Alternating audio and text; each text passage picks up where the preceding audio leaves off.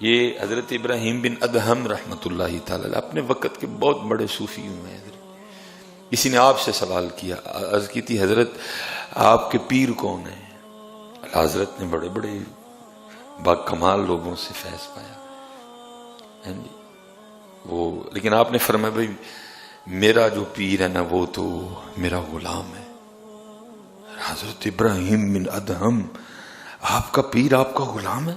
فرمایا ہاں بھائی میں نے تو اسی سے بندگی سیکھی تھی. اصل میں جی آپ کے اور میرے کاغذوں میں پیر کا کانسیپٹ کچھ اور ہے، لیکن جو کتابوں میں پیر کا کانسیپٹ لکھا ہے وہ کچھ اور ہے.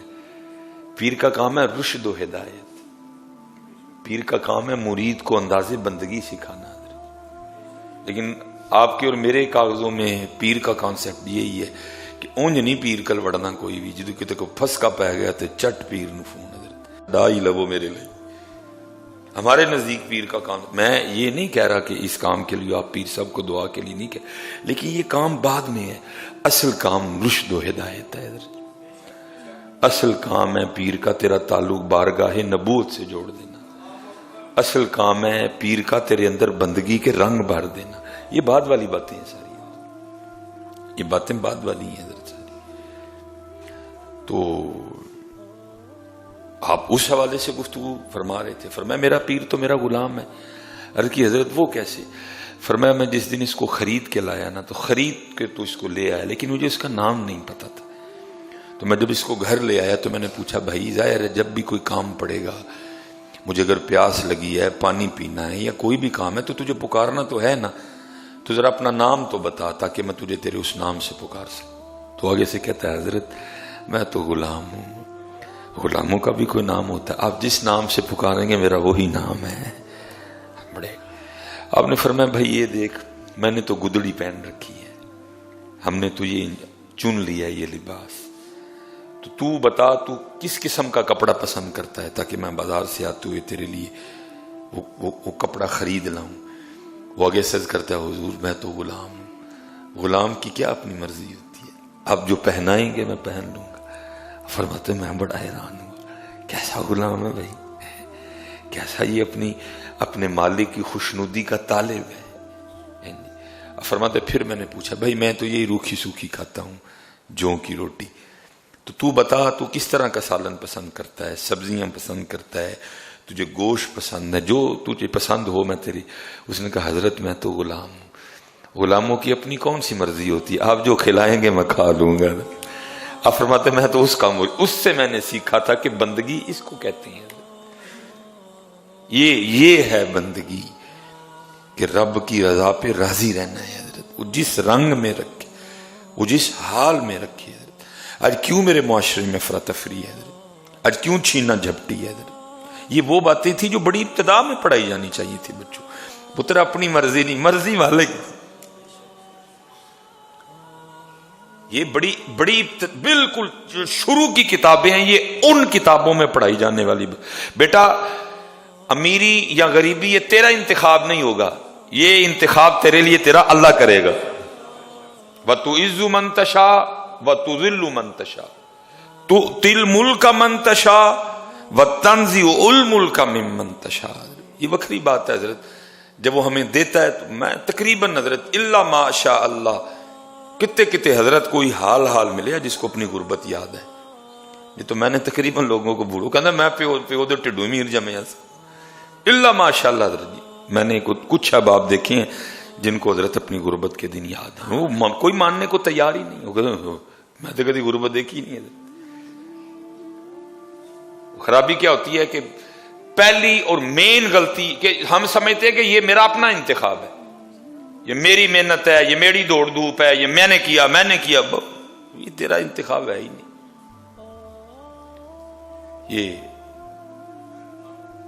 یہ چاہیں تیرا گزران تخت.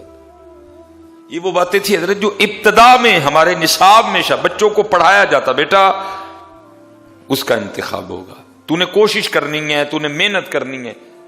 یہ نہیں کہ تو نے ہاتھ پہ ہاتھ رکھ کے بیٹھ جانا جی جو اس کا انتخاب، یہ نہیں اس کو پسند کوئی بھی. تو نے محنت کرنی ہے، باقی پھر اپنے اللہ پہ چھوڑ دینا. تو محنت اس طرح کی کرنی ہے، جھوٹ نہیں بولنا، کم نہیں تولنا، دھوکہ نہیں دینا، دغا بازی نہیں کرنی، فراڈ نہیں کرنا، رشوت نہیں لینی، سود نہیں لینا، محنت انہیں دبا کے کرنی ہے، باقی اپنے اللہ پہ چھوڑ دیں، اس کی مرضی، جو چاہے تجھ پہ اپنا رنگ ظاہر کرے۔ اگر امیری دے تو پھر انداز یہ رکھنا، نرم رہنا اللہ کی مخلوق پہ، اللہ کی مخلوق کا خیال رکھنا، اللہ کی مخلوق کے معاملات پہ ان سے درگزر کرنا۔ اور اگر فقیری آ جائے تو پھر تیرا انداز یہ ہوگا، پھر رب کی رضا پہ۔ دیکھیں نا امام حسن مجتبی رضی، یہ تربیت ہو رہی ہے، کیونکہ نگاہ ولایت دیکھ رہی تھی کہ میرے بیٹے حسن نے کتنا بڑا امتحان دینا ہے۔ فرمایا حسن رضی اللہ تعالیٰ اگر تجھ پر کبھی کو وقت آئے کہ دین اور دنیا دونوں میں سے ایک رکھنی پڑے، ایک چھوڑ دیں، نگاہ ولایت دیکھ رہی تھی نا حضرت کہ یہ معاملہ آنا ہے میرے حسن پہ حضرت، تو میرے بیٹے اس طرح کرنا، دین رکھ لینا، دنیا چھوڑ دینا حضرت۔ تربیت ہے نا حضرت۔ سچ بتاؤ کو ہم نے کی اس طرح کی تربیت، یا ہماری کی کبھی کسی نے؟ وہی حضرت جی ون واز تھرسٹی کرو، اور بھائی کوا پیاسا تھا، بھاڑ میں جائے وہ پیاسا کوا۔ حضرت کیا پڑھایا تم نے ہمیں؟ کیا تم نے پڑھایا؟ کوا پیاسا تھا حضرت،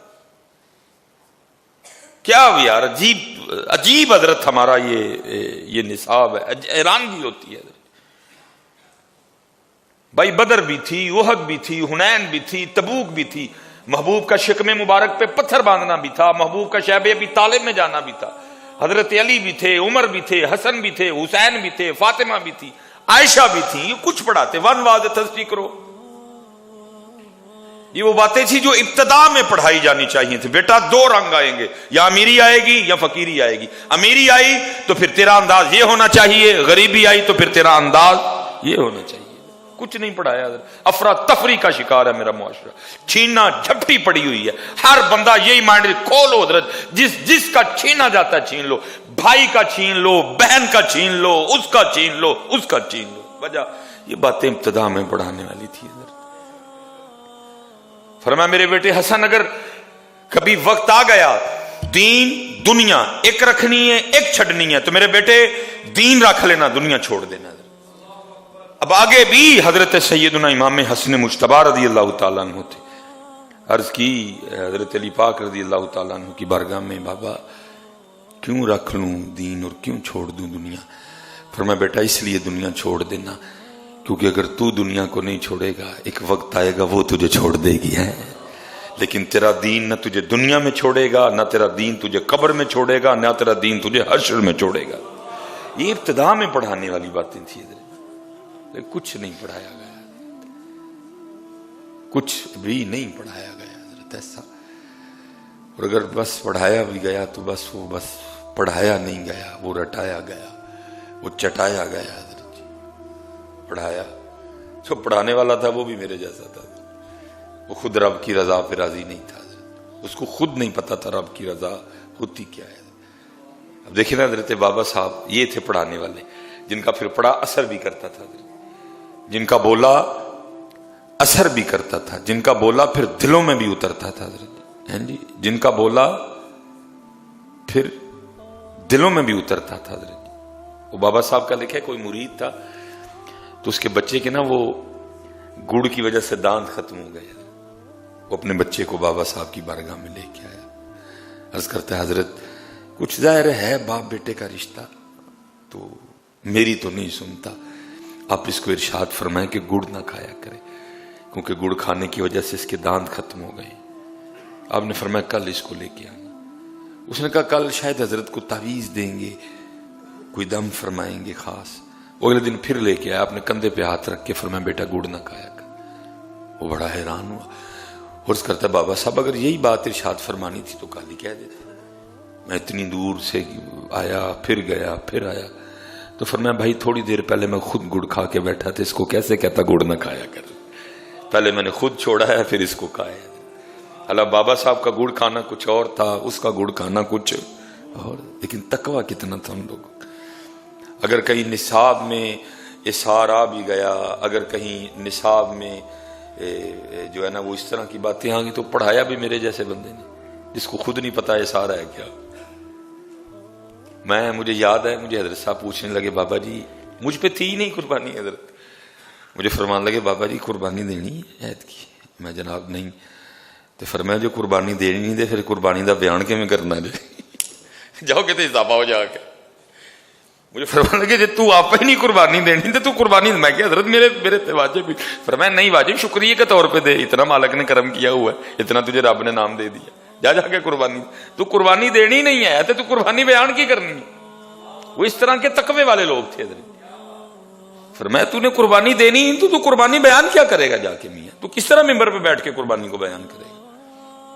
وہ کہ حضرت جی پڑھایا بھی تو پھر میرے جیسوں نے پڑھایا، اس کی اپنی جانیں بلا حضرت جی، اس لیے بیٹا جس کو مالک نے دیا ہے اس کا شکر کرو حضرت، اس کا شکر کرو حضرت، اور جو آزمائش میں ہے تو پھر وہ صبر کرو حضرت۔